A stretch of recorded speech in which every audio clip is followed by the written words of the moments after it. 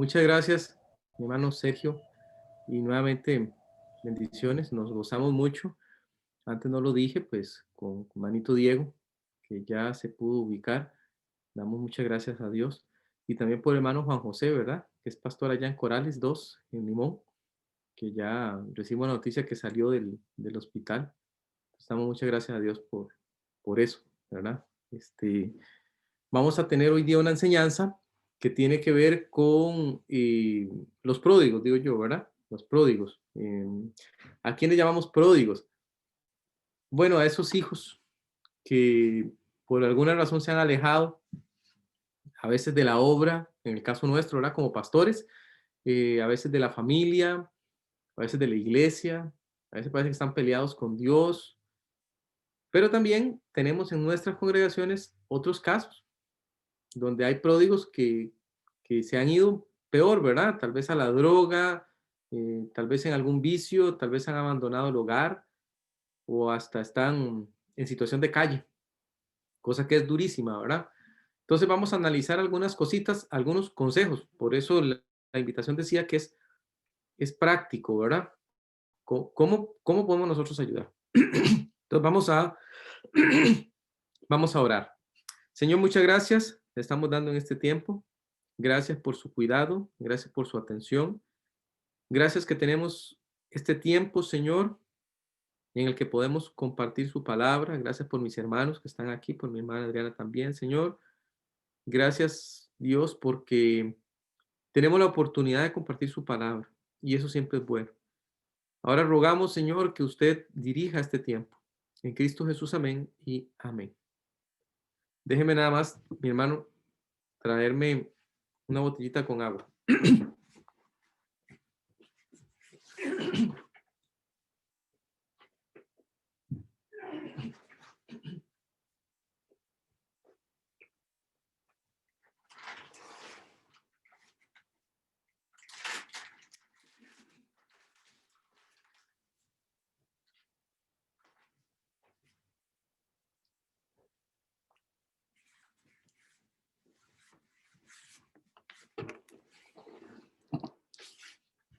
Ahora sí, mis hermanitos. Aquí tengo una botellita para... Yo titulé la enseñanza que regresen los pródigos justamente porque es como un anhelo, ¿verdad? Creo que el anhelo de todo corazón referido a este tema es que ese evento se pueda dar. Pero hay ciertos elementos que se presentan. Busqué un artículo, me encontré un artículo muy interesante acerca de la forma de crianza de los hijos. Y hablaba este artículo de cuáles suelen ser los errores más comunes. Lo que hacía era como englobar un poco lo que las diferentes encuestadoras alrededor del mundo hacen y lo reducía a 12 puntos. Entonces decía el artículo que en este mundo, el diseño propio de este mundo permite muchas veces que nosotros tomemos decisiones desacertadas como padres de familia, ¿verdad? Y quiero mencionárselas porque de repente van a ser útiles para este estudio. Yo reconozco que muchas veces cometemos errores, pero muchos. Y también reconozco que no es con la intención, ¿verdad? Todos los papás lo hemos hecho. No es una mala intención, a veces es por ignorancia y otras veces es como parte del proceso de ser papá, ¿verdad? O de ser mamá. O sea, no es algo que uno haga con intención. Pero la lista lo que nos permite es como conocer. Recuerde que mucho de lo que vamos a ver el día de hoy tiene que ver con formas en que yo puedo ayudar, no solo ayudarme, sino ayudar a otras personas que tienen hijos, pues, en problemas ahorita. Entonces, véalo, aquí vienen, son 12. Primero, la disparidad entre los padres. Es el número uno, digamos, el que la mayor parte de las encuestadoras narran como el problema número uno en la crianza de los hijos es la disparidad de los padres, es decir, la falta de unidad de criterio, el problema de enviar mensajes contradictorios. Papá dice algo, mamá dice otra cosa. Entonces, ya el proceso de crianza se ve interrumpido. La sobreprotección, asumir las tareas que deberían asumir los hijos, es el segundo. El problema de la inseguridad de no saber qué hacer. Los hijos, ¿verdad? Los hijos crecen con esta sensación de yo no sé cómo se hace porque nunca me enseñaron, porque papi y mami me hacen todo. La transmisión de desprecio, esta es terrible, es la tercera. Expresar desprecio a los hijos. El problema de las frases dañinas aparece como un tercer punto en las encuestas. Cuarto, la falta de continuidad. Es decir, la permisividad en la crianza. El problema de dejarse llevar por el estado de ánimo. ¿Qué quiere decir que uno sea permisivo? Quiere decir que tal vez uno está educando de acuerdo al estado de ánimo que tiene en el momento. Si estoy bien, me pongo las pilas, ¿verdad? Como dice popularmente. Pero si estoy mal, dejo todo tirado, ¿verdad? Entonces, esa falta de continuidad también es un problema. Quinto, la disciplina incorrecta.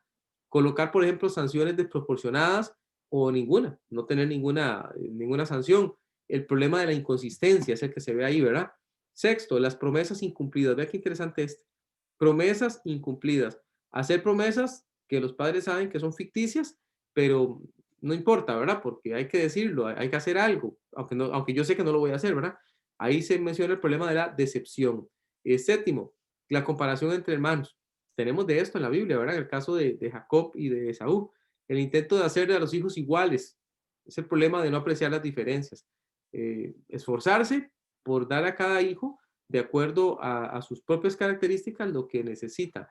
Octavo, la falta de límites, falta de claridad en el proyecto de educación de los hijos. Es el problema de no tener normas. Noveno, la amistad con los hijos. La idea moderna que dicta que usted tiene que buscar cómo ser un amigo de sus hijos, cosa que no es bíblica, ¿verdad? Es el problema de menoscabar la autoridad. Es decir, si usted es amigo, no es autoridad. No puede ser las dos cosas.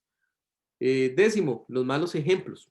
La disonancia del decir y el no hacer. Es decir, el problema de no hacer lo correcto. Usted como papá, como mamá, de repente eh, dicta muy buena cátedra teórica, pero muy mala cátedra práctica. Entonces hay que tener cuidado. Onceavo, el pesimismo. Este me llamó mucho la atención, ¿sabe? Honestamente. Vivir en un mundo donde reina la desilusión. En otras palabras, el problema de no transmitir esperanza. Vea qué interesante. Es decir, el problema de tener hijos a los que usted siempre le transmite que las cosas van mal, van mal, van mal, que todo está mal, que todo es una desilusión, que todo es terrible y nunca hay espacio para la esperanza, cosa que estaría muy raro en el caso de un hogar cristiano porque Cristo es esperanza, ¿verdad? Y doceavo, adelantar el proceso de adultez, otro que me llamó la atención, convertir a los niños en adultos antes de tiempo. Aquí viene un problema de incoherencia, ¿verdad? Porque por un lado los papás son sobreprotectores y no quiere que haga nada. Pero por otro lado, sí le dan permiso de que se quede hasta las 5 de la mañana y que regrese cuando quiera a la casa. Entonces usted dice, bueno, ¿cómo es esto tan raro, verdad? Ese problema de incoherencia. A los niños, especialmente más chiquititos, los vamos adelantando en sus etapas. Y ese es el cuidado que hay que tener de no hacerlo, de no hacerlo, de no hacerlos entrar en el mundo adulto tan rápido, quemando cada etapa en cada hijo. Entonces le mencionaba estos 12 puntos justamente porque en el caso de los hijos que se han ido del hogar o en los casos de los hijos que tal vez están en el hogar pero no quieren participar de nada, por ejemplo, en el caso de la obra, de nada con Dios, de ni siquiera asistir a la iglesia, alguna de estas cosas se han presentado.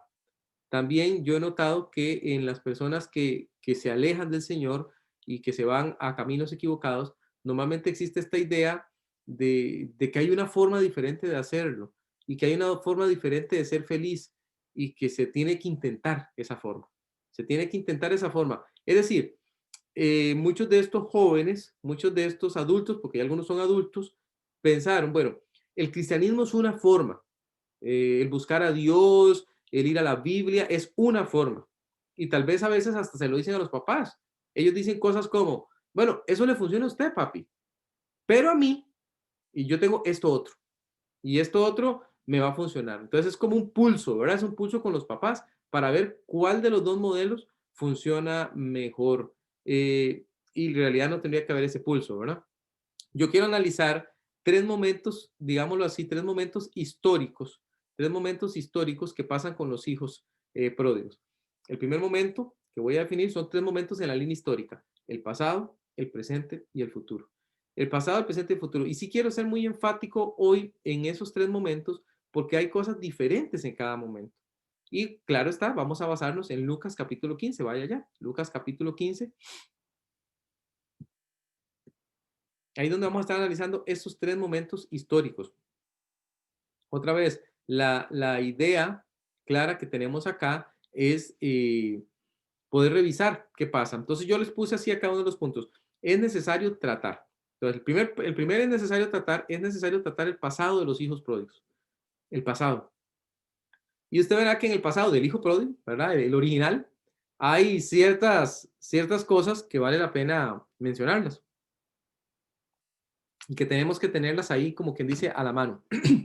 La Biblia va dando ciertos detalles, va desenvolviendo la historia de cierta manera para que nosotros aprendamos algunas cosas que a mí me parecen muy relevantes. Lo primero, vea, lo primero está en el versículo 11, hablando de es necesario tratar el pasado de los hijos pródigos. En el versículo 11, la primera parte, de ese versículo chiquitico, ¿verdad? Dice ese versículo, también dijo el Señor Jesús narrando, un hombre tenía dos hijos. Y ahí yo quiero detener. Es importante que nosotros podamos reconocer la naturaleza de esta frase que tenemos aquí. Un hombre tenía dos hijos.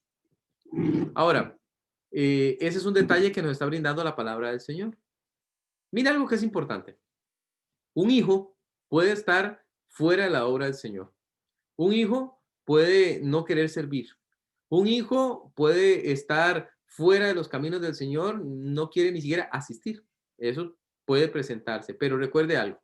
En el pasado de ese hijo hubo un tiempo de infancia que ese hijo pasó con sus padres. ¿Mm? Y usted no puede menospreciar eso. Hubo un tiempo que ese hijo compartió con la familia y usted no puede menospreciar eso tampoco. Hubo un tiempo que ese hijo construyó toda una historia previa. Hubo un tiempo en que ese hijo tuvo logros, tuvo aciertos y momentos bellos con la familia. ¿Sabe que lo que yo he notado muchas veces es que las personas tienden a enfrascarse en el momento histórico presente, que lo vamos a revisar ahorita también? Y pareciera que nada de ese pasado es importante, pero la Biblia aquí está diciendo que había un hombre que tenía dos hijos y ese tener no ocurrió en un momento presente, ocurrió desde antes, o sea, desde antes tuvo un hijo, lo crió y luego este hijo creció y tomó las decisiones que tomó. Pero hay una historia previa, hay una historia previa. Y ese pasado yo le puse aquí en las notas que es un pasado indeleble, o sea, no se puede borrar, no se puede quitar de en medio, tampoco podemos rehuirlo y mucho menos ignorarlo. El hijo sigue siendo hijo a pesar de lo que esté sucediendo en el presente. Y eso es muy importante que nosotros lo notemos. Vea, pasa como con el enfermo terminal. Cuando hay un enfermo terminal en la familia, la gente tiende a hablar de la enfermedad, tiende a hablar de, todo gira alrededor de que la persona está enferma, que hay que visitarlo, que hay que darle comida, que hay que hacer esto, que hay que hacer esto otro, todo gira alrededor de eso. Entonces, supongamos que el enfermo terminal duró, qué sé yo, 6 meses y luego murió. Después de que la persona muere, los familiares siguen hablando, sí, vieras qué malito que se puso al final, y le pasaba esto, y le pasaba esto otro, y todavía sigue pasando el tiempo, y parece que la vida de esa persona se redujo a 6 meses de enfermedad terminal. Y usted dice, ¿y el resto de la vida? Parece que el resto de la vida no importara. No importó si fue buen padre o no, si fue buena madre, si fue buen hermano, no importa lo que hizo, nada. Importan solo esos 6 meses en los que se reduce todo a la terminalidad de una enfermedad.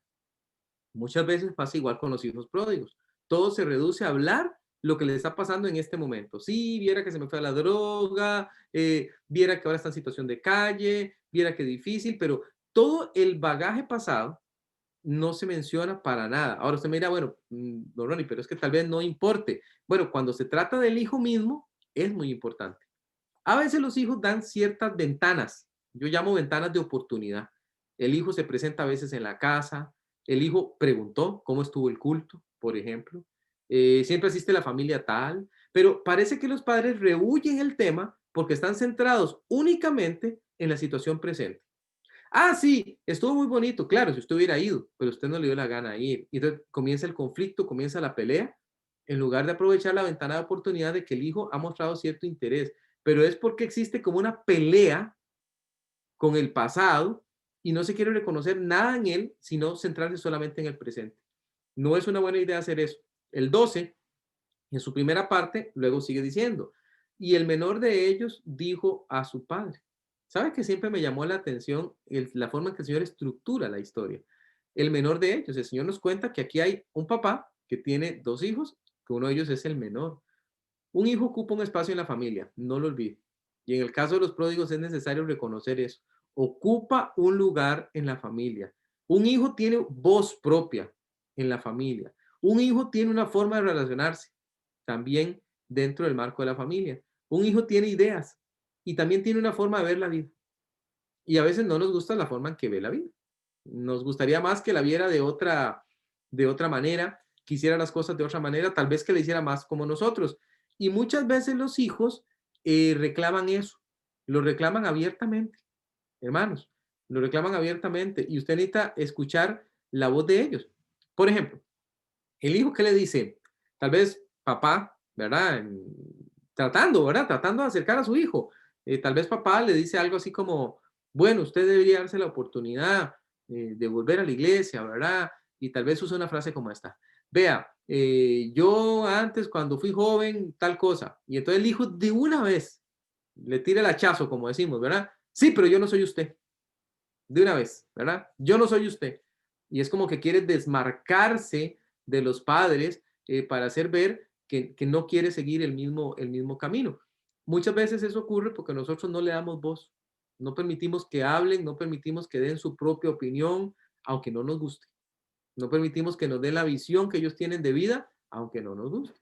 Ahora, Usira, ¿por qué usted conoce eso, pastor? Porque en el área de la consejería hay que dar ese espacio. Hay que dar ese espacio que la gente diga, tal vez lo que uno como consejero no quiere escuchar, pero que la persona quiere decirlo. Y hay que darle espacio para que después usted piense, bueno, qué raro piensa esta persona en cuanto a esto, pero interesante también que me lo dijera, que me tuviera la confianza. Entonces ahora necesitamos ver de dónde nació esa idea de que la vida es así y tal vez hacer algo al respecto. Pero si yo no doy espacio a lo que me están diciendo, no va a poder solucionarse. Vea, ahora hablaba Sergio del país, ¿verdad? Este país parece haber generado una situación tan trágica donde es imposible comunicarse. Es imposible hablar, es imposible llegar a acuerdos. Una parte acusa a la otra de hacer cosas sucias, de fraudulentas, de que las cosas nos... Y ya es imposible comunicarse, pareciera ser. Entonces nosotros necesitamos intentar al máximo que los hijos hablen y reconocer esa posición que ocupan. En Proverbios 19:18, si usted lo tiene ahí, puede ir a él, es un proverbio conocido, pero hay una frase, hay una palabrita ahí, una palabrita que está mencionada que me gustaría que la traigamos a colación ahorita. Proverbios 19:18. Dice la palabra del Señor, castiga a tu hijo, conocemos este versículo, ¿no? Animamos, de hecho, a los papás a que tomen posición, ¿verdad? En cuanto a la disciplina en el hogar.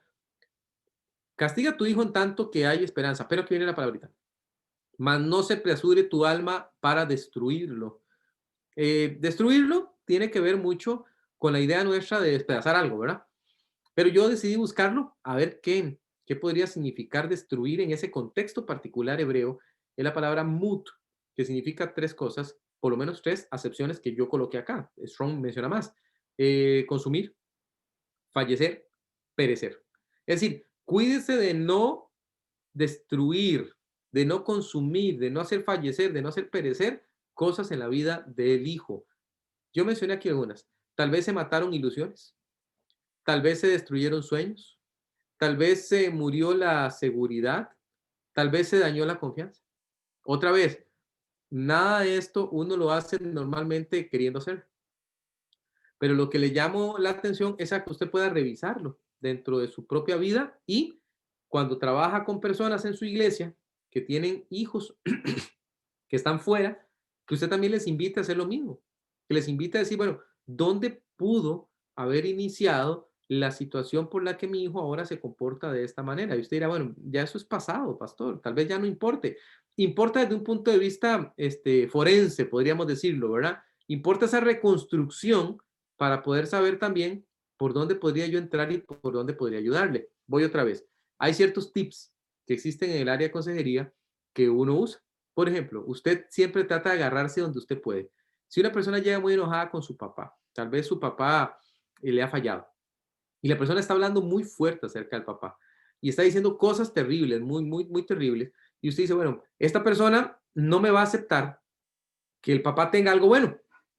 Si yo trato de hablarle algo bueno del papá, muy posiblemente va a decir que yo estoy aliado con el papá y que listo, que se acabó el tiempo de consejería, que ya no quiere recibir más consejería porque notó que yo me parcialicé, cosa que no es así, pero como su visión está puesta de esa manera en ese momento, todo se complica. Entonces hay que empezar a buscar algún punto donde uno diga, por este punto puedo entrar para intentar, intentar abrir lo que está ahí en el corazón. Entonces si ese hijo dice, es que mi papá tenía preferencias por mi hermano, entonces uno como consejero normalmente tal vez diría algo como esto. ¿Por qué no me cuentas un poquito más acerca de cómo se demostraban esas preferencias con tu hermano? Entonces, el muchacho empieza a hablar y empieza a hablar y empieza a dar oportunidades para poder hacerlo. Como yo soy una persona ajena al proceso, es decir, yo no estuve ahí, yo tengo esa licencia de preguntar. Los papás a veces podrían aprovechar esas mismas licencias.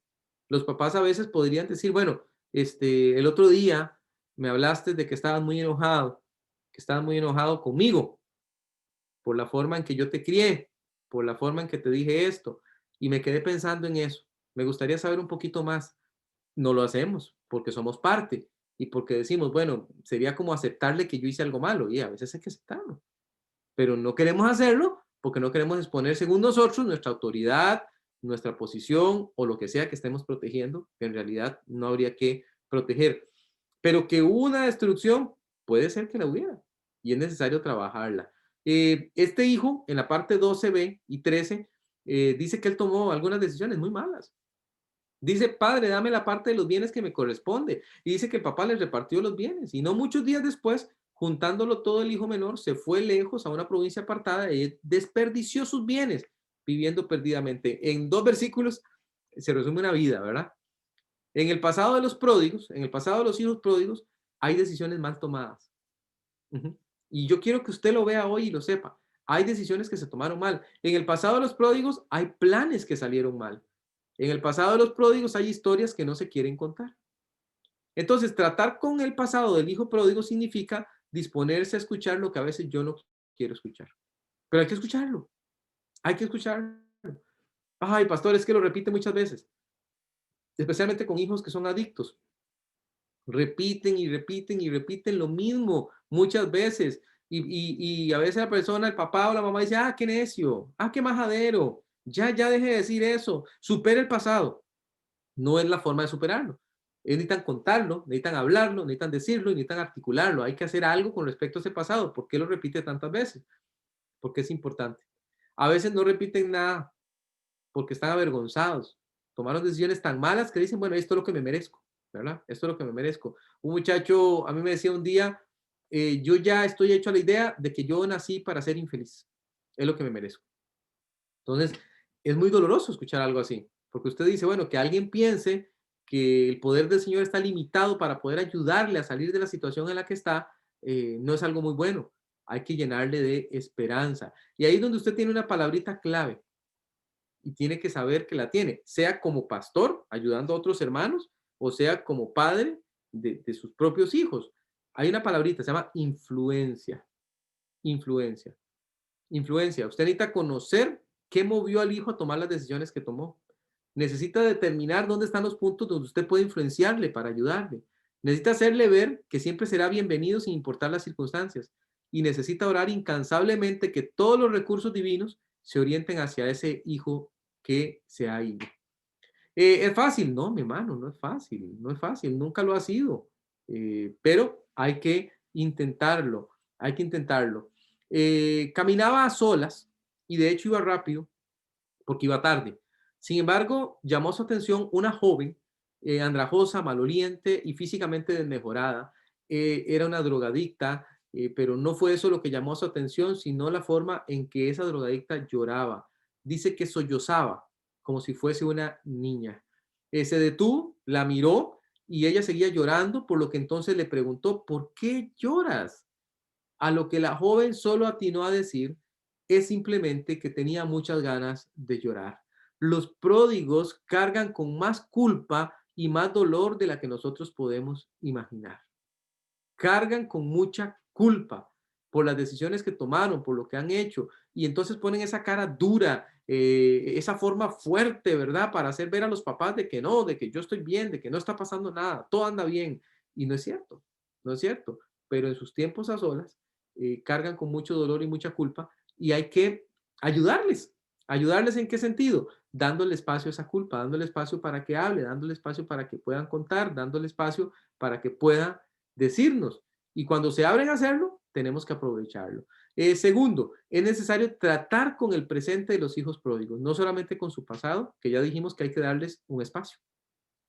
Dice el 14, y cuando todo lo hubo malgastado, vino un hambre, una gran hambre en aquella tierra y comenzó a faltarle. Comenzó a faltarle. Había un momento del tiempo en que se hizo un movimiento equivocado, se tomaron decisiones equivocadas y una decisión equivocada, como un eslabón de una cadena, trajo otra y trajo otra y trajo otra, hasta que llegó un punto en el que ya no se podían tomar malas decisiones. Ya es como cuando uno dice, ya había tocado fondo, ¿verdad? Ya había tocado fondo. Entonces, de ahí en adelante, quedaba ver qué se hacía. ¿Sabe que hay en el hijo pródigo un problema constante para tomar buenas decisiones? Analice esto, por favor. Y yo quiero que lo analice y lo analice bien. Cuando un hijo, por la razón que sea, ha decidido alejarse, ha decidido quedarse fuera de la familia, fuera de la iglesia y según ellos mismos fuera de todo lo que tiene que ver con Dios, la posibilidad de que tome buenas decisiones, verdaderamente buenas, es baja. Entonces, usted necesita influirlo, como decíamos ahora en el punto anterior, influir ese presente para que tome buenas decisiones hasta donde sea posible, pero entender que esas decisiones que está tomando pueden no ser buenas, es algo importante para intentar ayudarle. Hay en el pródigo también una realidad de necesidad, una necesidad más fuerte de lo que aparenta.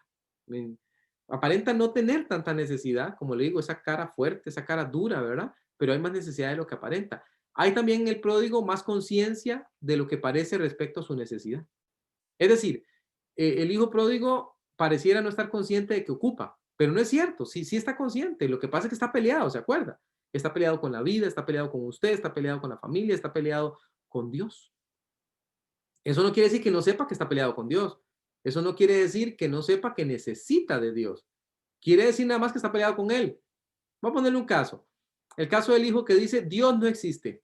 Y usted dice, pero ¿cómo es posible? Este hijo creció en la casa, con un hogar cristiano, asistía a la escuela dominical, ha recibido miles de lecciones. ¿Cómo va a salir ahora diciendo que Dios no existe? Claro que sabe que Dios existe. Claro que sabe que Dios es real. El problema no es lo que está diciendo, es lo que está detrás de lo que está diciendo. Detrás de lo que está diciendo, lo que está mostrando es un resentimiento terrible para con Dios. ¿Por qué está resentido con Dios? Es la pregunta que hay que responderse y no guiarse tanto por lo que está diciendo. Muchos hijos otra vez saben que están mal, saben que tienen problemas, pero no deponen su orgullo porque no tienen idea de cómo hacerlo. No tienen idea y ocupan ayuda. Y a veces es cuando nosotros decimos, bueno, buscó la ayuda donde no tenía que buscar, las amistades donde no tenía que buscarlas. Y entonces la cosa se fue complicando un poco más. En el 15 después, ahí mismo en Lucas, dice, y fue y se arrimó. Siempre me llamó la atención esa frase, se arrimó a uno de los ciudadanos de aquella tierra, el cual envió a su hacienda para que apacentase cerdos. No es que haya algo de malo en apacentar cerdos per se, ¿verdad? O sea, es un trabajo, pero lo que dice después es lo que nos muestra la situación complicada en la que vivía. Y deseaba llenar su vientre de las algarrobas que comían los cerdos, pero nadie le daba. Ahora, la realidad de la calle es una realidad complicadísima, complicadísima. Los hijos pródigos conocen más dolor del que están dispuestos a aceptar. Los hijos pródigos son expertos sobrevivientes en un mundo que es difícil. Los hijos pródigos suelen ser presa de injusticias también, muchas, muchas, y se lo guardan. Todos se lo guardan. No tienen nadie con quien conversar, o al menos no quieren hacerlo, o parecieran no querer hacerlo. Pero hay que seguir orando por ellos y hay que darse cuenta que esa es su realidad del día a día. En la medida de lo posible, los padres de los hijos que se han alejado de los caminos del Señor deben mantener comunicación y cercanía, tanto como usted pueda. Un papá me decía, Ronnie, es imposible, vea, yo veo a mi hijo y es para pelear, es decir, nos cruzamos dos palabras y a pelear se ha dicho. Me culpa, me dice, me echa en cara y ya yo no sé qué hacer. Bueno, si le ha permitido a ese hijo todavía estar presente en su vida, o sea, si acepta cuando usted le dice, mira, veámonos en tal parte, vamos a tomarnos un café, vamos, te invito a comer, si llega, aproveche. Aprovéchelo. O sea, aunque sea para pelear, aunque sea para pelear, aunque sea para que me diga, aunque sea para que le diga lo que tenga que decir. Hay hijos que ya no abren esa puerta. Y dicen, para mí, usted está muerto. Usted está muerta, yo no quiero saber nada de ustedes. Entonces, si hay una oportunidad, aunque sea pequeña, sáquele el provecho. Sáquele el provecho. Para pelear se ocupan dos. Si el hijo quiere pelear, pues no pelee usted.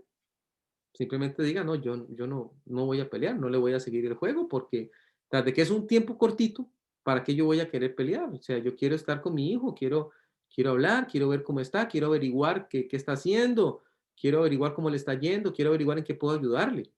Eso tal vez valga un poquito más la pena, no culparle, no empezar en una situación de lucha. Me adelanto un poquito a la historia del hijo pródigo. El hijo pródigo regresó. Usted puede estar 100% seguro que ese papá sabía más de ese hijo que estaba lejos de lo que él mismo creía que sabía. Yo se lo aseguro. ¿Por qué? Porque uno conoce cómo es la gente. La gente va y lleva cosas. La gente llegaba a contarle a ese papá que se toparon al hijo por allá en el pueblo tal y que él andaba en unas cosas terribles. Se lo garantizo. Se lo garantizo. Pero este papá, cuando lo vio, no recurrió a criticarle, a regañarle, a darle un sermón, etcétera. No, porque no funciona así. Así no es la manera para traerle de regreso. En la medida de lo posible, entonces, los padres tienen que aprovechar esos espaciecitos que les dan. Proverbios 13:15. Proverbios 13:15 también es un versículo conocido. Este versículo también tiene una de esas palabritas que uno tiene que desentrañarla un poquito, tiene que traerla a la luz un poquito. Habla acerca del sufrimiento. Dice la Biblia en Proverbios 13:15, nos habla que el sufrimiento es real. El buen entendimiento da gracia, mas el camino de los transgresores es duro. El camino de los transgresores es duro. Yo busqué esa palabra duro. Duro, porque ¿qué quiere decir exactamente? Que el camino de que transgrede es duro. Bueno, quiere decir que es un camino permanente, quiere decir que es un camino escabroso, quiere decir que es un camino rudo. Hay un camino de gracia y otro de transgresión. Hay un camino de entendimiento y otro de testarudez. Hay un camino de bendición y otro de maldición. Hay un camino de paz y otro de permanente dolor. Nunca menosprecie el dolor que lleva por dentro el que se ha ido. Lo lleva, está ahí. Como les decía el otro día en la otra lección, no importa si es real o no, no importa si pasó o no, no importa si es algo que él percibe, pero en realidad no es así, porque hay hijos que son así. Hay hijos que perciben que los padres fueron, en cierta manera, muy complacientes con el otro hijo y no conmigo. Y a veces no es verdad. A veces no es verdad. A veces los papás hicieron el mismo esfuerzo por los dos. Pero el hijo lo entiende así por la razón que sea. Y entonces usted dice, bueno, eso no es cierto, pero convencer a mi hijo de eso en este momento no es la prioridad. La prioridad es que él salga de eso, salga de esa autocompasión, salga de ese enojo, salga de esa ira, que ya se dé un chance, que no esté peleando más con Dios. La pelea por lo general es con Dios. La pelea por lo general es con el Dios para el que papá trabaja o la mamá trabaja.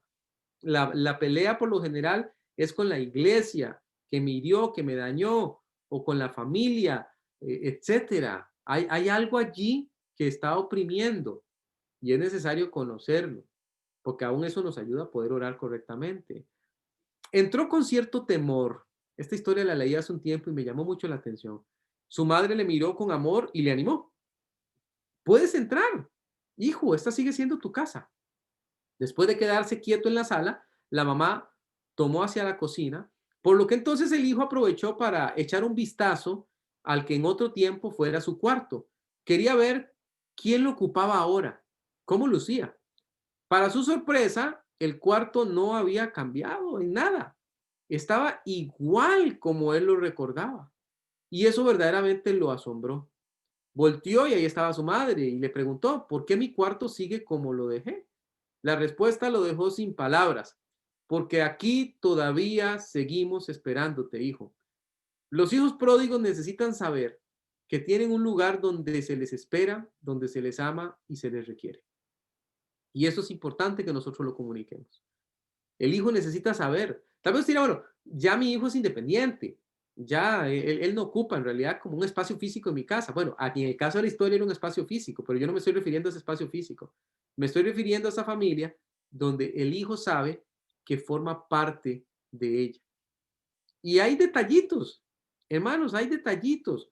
Parecen tontos, pero no lo son. El hecho de acercar una silla y ponerla a la mesa, una silla más en la mesa cuando el hijo viene, y no improvisar en el momento. Uy, sí, es cierto, mira, no hay campo, vamos a buscar algo donde él se pueda sentar. El hecho de poder tener la misma vajilla para todo el mundo y no un plato diferente para el que acaba de llegar, porque como nunca está, entonces le doy un plato diferente. Usted dirá, eso no importa tanto, pastor, importa más de lo que usted se imagina, porque ese hijo llega y se reconoce parte o no se reconoce parte. Y todo lo que logra agarrar en esa visita chiquitica, lo toma para seguir alimentando su rencor o para decir, mira, me tomaron en cuenta. Todos esos detalles cuentan, más de lo que usted se imagina, pero mucho más de lo que usted cree. Entonces, tómelo en cuenta. Y por último, es necesario tratar el futuro de los hijos pródigos. Hubo decisiones en el pasado, pero también recuerde que hubo un momento en que ese hijo jugaba un rol en su familia. No lo olvide. No olvide esos momentos. A veces los hijos quieren hablar de esos momentos, pero los papás no. Los papás no. Vea qué raro. Se topan los hijos, ¿verdad? Con el papá o con la mamá. En una de esas ocasiones en que vamos a comer, por decir algo, y el papá se acordó de algo que pasó en la niñez, pero no lo cuenta, no lo dice, porque ¿para qué lo voy a decir? Sabe que esos momentos son momentos muy importantes. Momentos en los que puedo decirle al hijo, me acuerdo cuando eras más pequeño y una vez pasó esto, esto, esto, otro. Los hijos muchas veces están esperando que esas cosas sean, pero el papá no lo quiere hacer porque dice, es que ya no vale la pena. No, hubo un momento en el presente, hubo decisiones que se tomaron que fueron pésimas, estamos de acuerdo. Hubo un camino que se tomó que puede estar siendo un camino duro, pero si usted no da chance a que el hijo hable de esas cosas, no procura que hable de esas cosas, entonces se va a volver más complicado. En el futuro de los hijos, dice la Biblia en el versículo 17, y volviendo en sí, interesante frase, volviendo en sí dijo, ¿cuántos jornaleros en casa de mi padre tienen abundancia de pan y yo aquí perezco de hambre? ¿Cómo funciona volver en sí? ¿Cómo funciona volver en sí? Es decir, ¿hay alguna medicina, algún consejo para ayudar a los hijos a volver en sí? Porque todos anhelamos que vuelvan en sí. Vemos a Nabucodonosor hecho un completo animal, una bestia literalmente, levando su vista al cielo y después de 7 años su cordura regresó, volvió en sí. Y aquí este hijo, después de todo lo que le ha pasado, volvió en sí. Yo he escuchado testimonios de las cosas más raras que usted se puede imaginar. La persona dice, salí de mi trabajo, comencé a caminar por la calle y mientras iba caminando en el horizonte estaba asomando, en ese momento la luna estaba saliendo y me quedé observándola, oiga, y dicen, y después de que me quedé observando la luna me puse a pensar, ¿por qué yo actúo como lo estoy haciendo? Y usted dice, ¿qué provocó que eso ocurriera? ¿Qué lo provocó? A veces lo provocan cosas sin sentido. Estaba viendo un programa en la televisión y la persona en el tele dijo tal cosa. Y yo me quedé pensando, es un momento de volver en sí. Y usted dice, ¿por qué volvió en sí en ese momento? ¿Qué le llevó? No lo sabemos. No lo sabemos. Pero lo sabemos es que ocurre. Por eso yo siempre abogo, siempre le digo a las personas, trate de colocar cosas en la vida de los hijos para que cuando lleguen esos momentos de soledad, las pueda tener allí, pueda darle vueltas, porque ahí puede estar el momento en que esa persona vuelva en sí y diga, ¿qué estoy haciendo? Ujú. Es necesario reafirmar que sin importar lo que pase, el hogar siempre será una buena opción. El hijo tiene que saber, si yo en algún momento decidiera volver a casa, puedo hacerlo. Puedo hacerlo. Si yo en algún momento levanto mi teléfono para llamar a mi papá o mi mamá, ahí van a estar. Ahí van a estar segurísimo, como que mi nombre es tal. O sea, yo estoy seguro de eso. Si el hijo en algún momento dice, no, hombre, está loco, que voy a regresar yo a la casa, conociendo a mi tata, conociendo a mi mamá. No, no, no, ya ahí no es una opción. Eso hay que quitarlo del hijo, desmantelarlo. Hijo, el hogar tuyo siempre será este y aquí siempre te estaremos esperando con los brazos abiertos. Tienes que entenderlo así. Es necesario orar en la dirección del volver en sí, lo que le acabo de decir, de darse cuenta de ese darse cuenta interno que viene de Dios. Es necesario dejar claro que nunca es tarde para arrepentirse y buscar cambiar. Nunca es tarde para arrepentirse y buscar cambiar. Los hijos necesitan saber eso. Ya yo la arruiné, dicen los hijos. Ya me pasé en todo. Ahora sí es cierto que aquí no se va a poder hacer nada. Es una situación durísima. No, los hijos tienen que saber, es posible siempre arrepentirse. Aproveche otra vez esos espacios que los hijos dan. Pueden ser muy escasos, a veces muy cortos en tiempo, pero igual hay que aprovecharlos al máximo para tratar de restablecer las relaciones. Tratar, tratar. Es lo que nos queda hacer, no nos queda de otra, no nos queda de otra. Y a veces, como le digo, los tiempos son limitados. Una vez llevaron una muchacha, esta muchacha consumía marihuana. La mamá cometió un error grave, grave, grave, grave. Ella llevó a la hija engañada, la llevó a la consulta. Nosotros siempre somos muy claros en que cuando alguien viene es porque quiere venir, pero esa mamá estaba tan desesperada con su hija que la engañó, le dijo que iban a ir a hacer otra cosa. Y entonces la niña llegó, la señora dijo, bueno, ahí te quedas con ellos y yo me voy. Y la señora salió de la consulta. Entonces ella hacía cara de qué está pasando aquí, ¿verdad? Era tan evidente que yo le dije, no sabes qué estás haciendo aquí. Y ella me dio su cabeza y me dijo que no. Yo le dije, bueno, yo tampoco. En realidad los dos estamos igual. Te trajeron seguramente con algún engaño, te dijeron que ibas para otra parte que no iban. Yo me presenté, mi esposa, ella se presentó amablemente y yo le dije, bueno, te voy a hacer, hagamos un trato, le dije, ya que estás aquí, ya que te dejaron acá con nosotros un ratito, puedes levantarte en cualquier momento, puedes abrir esa puerta y puedes irte y reclamarle a tu mamá que por qué hizo eso. Puedes hacerlo, no hay problema. Pero ya que estás aquí, ¿por qué no te das el chance? Y ya que nosotros somos imparciales en esto, porque no sabemos qué está pasando, nos cuentas tu versión. ¿Por qué se dan estas cosas? ¿Por qué tu mamá se cree en el derecho de tomarte de esta manera? Y ella se soltó a hablar. Hablaba con mucho rencor, con mucho enojo. No era una muchacha cristiana ni nada. Y ella hablaba palabras muy gruesas, pero muy, muy gruesas acerca de su mamá. Pero una cosa que le recordamos ese día fue, bueno, pero de alguna manera tu mamá con todos sus errores parece que te ama porque te trajo acá. Aunque sea por los medios más inadecuados, pero te trajo acá. Y esa muchacha dijo, bueno, yo no creo que el problema sea que ella no me ame. Entonces es interesante, ¿verdad? Los hijos entienden el amor, pero el problema era otro. Pero estaba dispuesto a hablarlo. Deje claro que se puede hablar, deje claro que se puede arrepentir. Aproveche sus espacios, aprovechelos al máximo. Cada espacio que usted tenga, aprovechelos. Igual, cuando se trata de hijos, de personas en la congregación, anímeles a tener esos espacios. ¿Qué hizo el hijo? Mire, mire qué interesante la dinámica mental del hijo. Me levantaré, dice el 18, e iré a mi padre y le diré todos verbos en futuro y le diré, Padre, he pecado, ahora sí, ya aquí se va hacia atrás, contra el cielo y contra ti, ya no soy digno de ser llamado tu hijo, hazme como uno de tus jornaleros. Tenía un plan, pero ¿por qué tenía ese plan? Porque decía, bueno, papá me va a recibir. Hay que dejarle claro a los hijos pródigos que siguen siendo hijos y nosotros sus padres. Hay que dejarle claro a los hijos pródigos que siempre podrán hablar con nosotros. Hay que dejarles claros a los hijos pródigos que poner el orgullo abajo es la mejor opción. Cada vez que usted tenga contacto con ese hijo, recálquele esos aspectos. No importa que diga que ya lo sabe, no se canse de mencionárselos. Hijo, ya usted es un profesional, ya usted es alguien con trabajo, ya es alguien que tomó una decisión de vida, pero nosotros como sus papás seguimos preocupados porque usted busque al Señor y queremos decirle que siempre puede contar con nosotros, siempre, siempre, ¿verdad?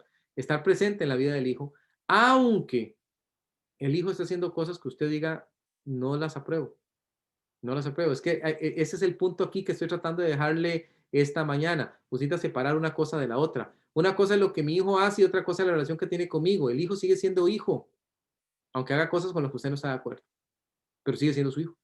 Y eso hay que tenerlo muy claro. Dice después, vea qué interesante. ¿Se acuerda del plan? El plan es, me levantaré, iré y le diré.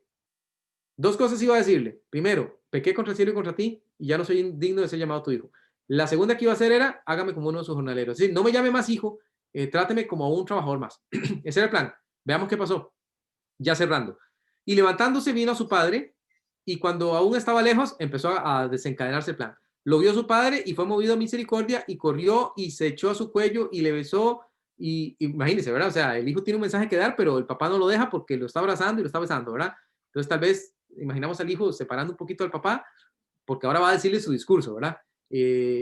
Lo separa un poquito y le dice, Padre, he pecado contra el cielo y contra ti, y ya no soy digno de ser llamado tu hijo. Pero el papá ni siquiera lo dejó decir la segunda parte.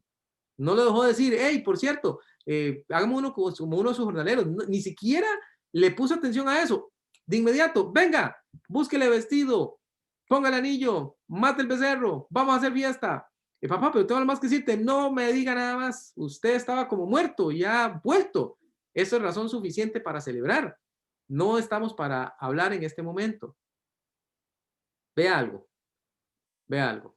No se programe para perder, le digo yo a la gente, no se programe para perder. Ore como quien cree que va a recibir lo que está pidiendo. Ore como quien cree que va a recibir lo que está pidiendo. A veces hay papás que oran por hijos, pero no están creyendo que de verdad van a recibir lo que están pidiendo. No espere como quien no cree que un día sucederá. Espere con esperanza. Justamente, ponga esperanza. No reaccione como quien no está agradecido por lo que está pasando. Si el hijo abrió una puerta de oportunidad, vea, volvamos otra vez a lo que le estoy tratando de decir. Viene el hijo, se entera de que un hermano cumple años. Y entonces el hijo, usted sabe, anda en malos pasos. Tal vez no llega muy bien vestido, tal vez llega desaliñado, tal vez es una persona indigente, una persona de calle. Pero se asoma a la casa porque sabe que su hermanito está cumpliendo años. Se asoma ahí desde la verja, ¿verdad? Ahí está. Alguien de la familia lo nota, sabe que ahí está el hijo. Y entonces comunica a los otros. Ahí llegó fulanito. Pero esos papás no son para abrirle el portón, no son para preguntarle, mira, puedes pasar, vení, comete alguito, decirle feliz cumpleaños a tu hermano. No, no, porque hay resentimiento en el corazón, porque ese hijo no ocupa ya un lugar. Eso es un error grave, grave. Porque ese hijo, al movilizarse hacia la casa, está diciendo, todavía los extraño. Y es una pequeña ventana y hay que aprovecharla. No fue lo que hizo el papá. El papá no esperó a que él llegara, corrió hacia él. Y eso tenemos que entenderlo y tenemos que entenderlo muy bien. Cada pequeño avance debe ser una bendición, no un motivo para exasperarse y querer dejar todo atrás. Hay que seguir orando, pidiendo la dirección y la sabiduría de Dios. Salmo 147:3 es un versículo que yo uso mucho porque me encanta lo que ahí dice. Dice la palabra de Dios, Él sana a los quebrantados de corazón y venda sus heridas. Solo Dios puede hacer eso. Solo Dios puede sanar a los quebrantados de corazón y vendar sus heridas. Y nosotros tenemos que entenderlo. Mi hijo está destruido, sí, pero el Señor lo puede ayudar. Mi hijo está fatal, sí, pero el Señor le puede sanar. Tiene un quebranto muy profundo en su corazón, sí, pero el Señor puede hacer la obra. Él puede hacer ahora. Cambie su perspectiva para que cambie también la perspectiva de su hijo. Como siempre lo hacía, fue al mismo lugar donde por lo general encontraba un poco de comida. Había muchos otros indigentes que sabían que ese lugar daba comida. Así que él supo que iba a ser algo difícil encontrar un bote de basura disponible, pero lo iba a intentar. Al acercarse a uno de los botes de basura, otro indigente lo atacó, lo golpeó en repetidas ocasiones hasta que quedó inconsciente. Cuando despertó, todo estaba oscuro, muy quieto, sangraba abundantemente y al volverse, un rayo de luz del sol atravesaba todo aquel basurero y dio exactamente en su cara. Fue diferente. Él mismo no podía explicarlo. Era simplemente distinto. A como pudo, se levantó y pensó, ¿qué estoy haciendo con mi vida? Vea qué interesante pregunta. Y a partir de esa pregunta vinieron también muchos otros cambios. ¿Cómo vuelven los hijos en sí? No lo sabemos, pero sabemos que lo hacen. Y necesitamos entender que lo hacen. Los pródigos no saben cómo volver. ¿Que regresen los pródigos? Sí, pero ellos no saben cómo hacerlo. Tenemos que ayudarles a hacerlo, como el padre que corrió. Guiarles a los amorosos brazos del Padre Celestial, quizás pasando primero por los suyos y por los míos. Es importante, es necesario. No todos los hijos tienen el mismo nivel de resentimiento.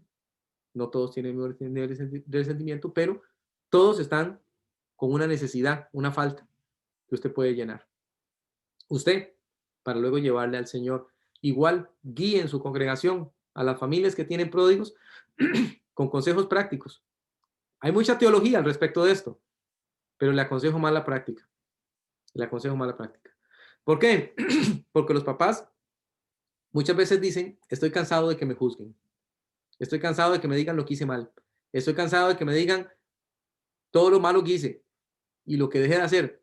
Y es cierto, hermanos, es cierto. O sea, está bien, uno ha hecho cosas mal y eso es totalmente cierto, no lo podemos borrar.